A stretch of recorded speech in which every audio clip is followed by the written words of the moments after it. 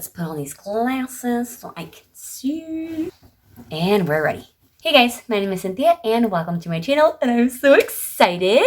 Before we get started into our video, I wanted to show you guys that today I am a new aunt again. My little sister Kelsey had her baby today. Probably gonna insert a picture either here or here. Her name is Analia. Anyways, we are on an exciting, high, joyous, amazing time. Without further ado, let's get started. So I want to welcome you guys to the Homegrown Cultivating Kids for the Kingdom last episode of this series. I'm very excited to be able to share this with you guys because of people like my sister and other people who have kids or are going to have kids, and they kind of feel like you have to have this whole parenting thing all together, or maybe they just need some tips. So I'm very excited to give this a last lesson for you guys today. And the title of today is going to be Planting Joy. Are we planting joy in our kids, in our families, in our homes? So I don't know about you guys, but sometimes it feels like I spend a lot of my time complaining and nagging and telling my kids where to put their toys, where to put their clothes, telling them what to do and when to do it. Let me tell you, it gets pretty exhausting. And if you thought you were alone, guess what? You're not. And another thing that parents do a lot is say no.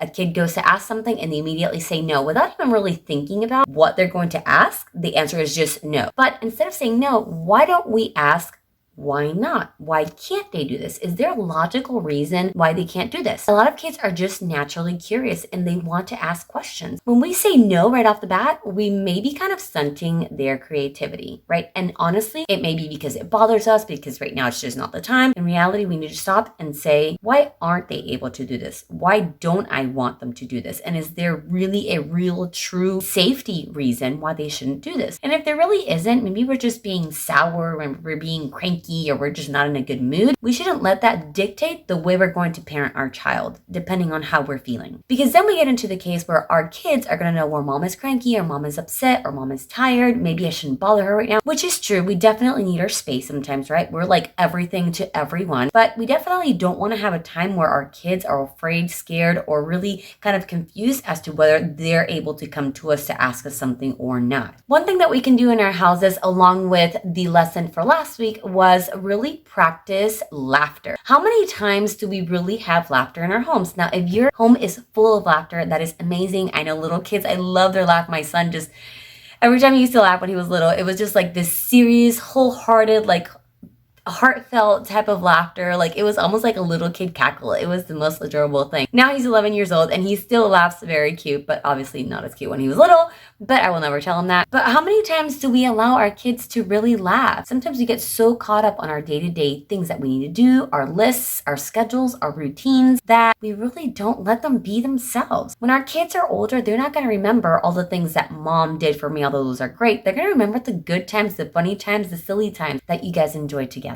If you're like me, sometimes you want to have everything perfect, but I have quickly learned through my years of being a parent that not everything has to be perfect. That there are going to be plenty of days during the week where my floor is just not going to be the cleanest. Shh, don't tell my mom because she is definitely a clean freak. But I have a dog, and so my home may not, my floor may not be the cleanest. Or you know what? Today I got really, really lazy and I was so exhausted. I just did not feel like making my bed, and I just close the door. Or maybe I go to sleep with the dishes in the sink, and that is perfectly fine. We get into that dictating type of mindset, like no jumping, no screaming, no yelling, no running, no eating with your hands, no, no, no, no, no. So here's something to think about. When was the last time that you actually had a really, really good laugh with your kid? Like you guys all out started just laughing about something that you were watching or something that somebody did, or just had a really good laughing moment. I'll give you some seconds to think about it.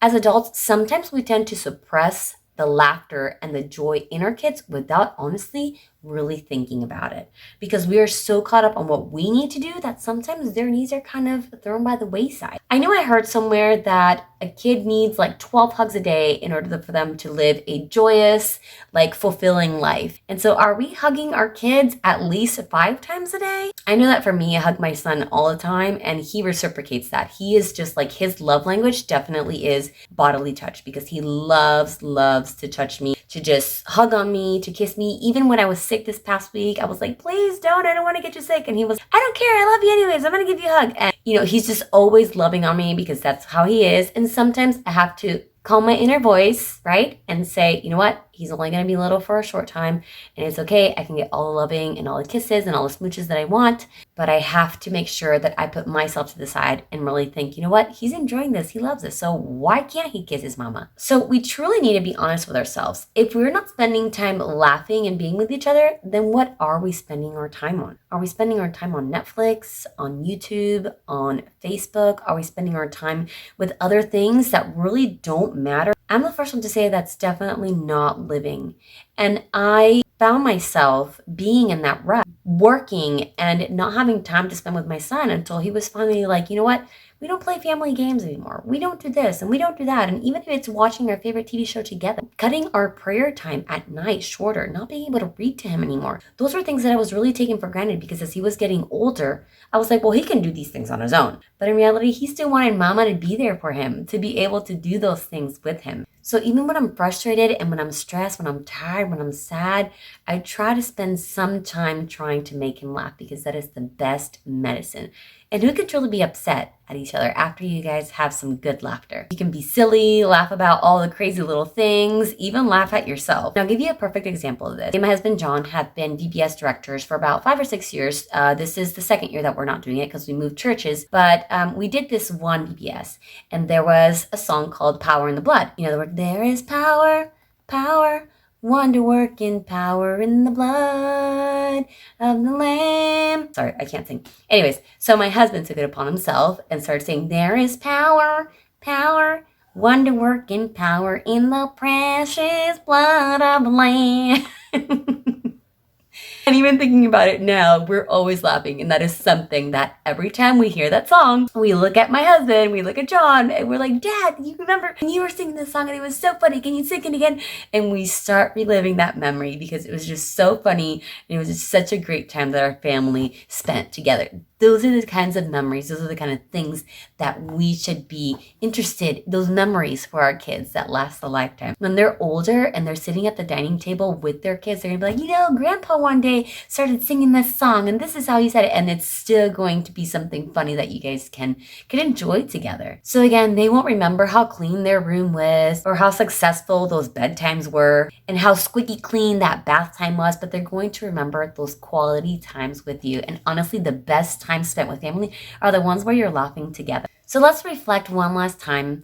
What sounds are you hearing in your home? Is it maybe nagging or complaining, maybe silence? Or joy and laughter? And is your home a place that's inviting and a place where your kids want to be in and want to return to once they get older? That's it for today, guys. I hope that you guys enjoyed the series. If you did, give it a thumbs up. Make sure that you please comment below and let me know what you liked, what you didn't like. I really, really enjoyed it. Also, let me know if you guys are interested in having series like this or if you just want me to pop random videos, which I'm fine with. Definitely go ahead and hit share, hit that notification bell below, and subscribe. Love you guys, and until next time, bye!